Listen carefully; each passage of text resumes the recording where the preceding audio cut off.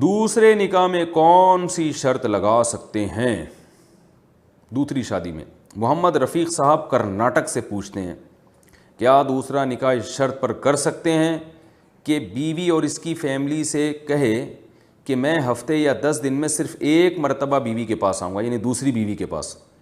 کیونکہ پہلی بشاشت کے ساتھ دوسری شادی کی اجازت نہیں دے رہی ہے اور لڑکی اور اس کے گھر والے اس پر راضی بھی ہو جائیں تو کیا شریعت میں اس نکاح کی کوئی گنجائش ہے؟ ان کا مقصد یہ ہے کہ دوسری شادی کر رہے ہیں اور ان کو بتا رہے ہیں چونکہ پہلی کی طرف سے اجازت نہیں ہے تو میں آپ کے ساتھ برابری نہیں کروں گا، میں 10 دن میں ایک رات آپ کے پاس گزاروں گا یا ایک ہفتے میں ایک رات گزاروں گا، جو شریعت نے حکم دیا ایک رات ادھر ایک رات ادھر، یہ میں افورڈ نہیں کر سکتا۔ تو بھائی اگر وہ لڑکی والے مان جاتے ہیں تو ٹھیک ہے، کیونکہ عدل جو ہے یہ تو بیوی کا حق ہے نا، دوسری بیوی کا حق ہے کہ وہ آپ سے یہ مطالبہ کرے کہ جتنی راتیں پہلی کے پاس گزار رہے ہیں اتنی ہی میرے پاس بھی گزارنی ہے۔ تو اگر وہ اپنے حق سے دستبردار ہو جاتی ہے، وہ کہتی ہے نہیں مجھے اتنی باریاں نہیں چاہیے، آپ کی مجبوری ہے تو میں اس کے ساتھ ہی شادی کرنے کے لیے تیار ہوں، تو ٹھیک ہے، جس کا حق ہے جب وہی دستبردار ہو رہا ہے تو جائز ہے۔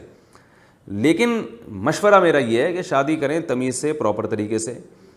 تو نہیں تو اس میں یعنی فسادات زیادہ ہیں،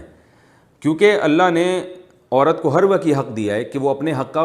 بہرحال مطالبہ کر سکتی ہے۔ آپ نے آج ایگریمنٹ کر لیا کہ میں آپ کے پاس 10 راتوں میں ایک رات آؤں گا اور وہ راضی ہو گئی، اس وقت تو راضی ہو گئی، بعد میں اس کا میٹر گھوم گیا، اس نے کہا یہ کیا میاں 9 دن تو مارکیٹ سے شارٹ رہتا ہے، ایسے میاں کا مجھے کیا کرنا ہے،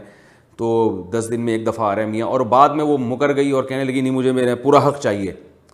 تو یہ ایسی شرط ہے جو قیامت تک لازم نہیں ہوتی۔ جب وہ مطالبہ کرے گی کہ پورا حق چاہیے تو پھر آپ کو اس کا پورا حق دینا پڑے گا، یعنی یہ ایسا حق ہے جس سے وہ کسی بھی وقت جو ہے مطالبہ کر سکتی ہے، دستبردار بھی جب چاہے ہو سکتی ہے، مطالبہ بھی جب چاہے کر سکتی ہے، تو پھر مجبوراً آپ کو عدل بھی کرنا پڑے گا اور پھر پھڈے ہوں گے، لڑائیاں ہوں گی، اور اگر عدل نہیں کرتے تو پھر آپ طلاق کی طرف جائیں گے، اور طلاق کے بھی آپ کو پتہ ہے معاشرے کو نقصانات ہوتے ہیں، اور پھر اولاد ہو گئی تو وہ طلاق کے بعد اولاد کیا ہو گئے، درجنوں مسائل ہیں۔ اس لیے جائز ہونا ایک الگ بات ہے، لیکن میرا مشورہ یہی ہے کہ کریں تو تمیز سے کریں، بھائی ٹھیک ہے میں کر رہا ہوں، جس نے روکنا ہے روک لے، دم نہیں ہے تو پھر آپ خود سوچ لیں کہ آگے کیسے چلائیں گے اس معاملے کو۔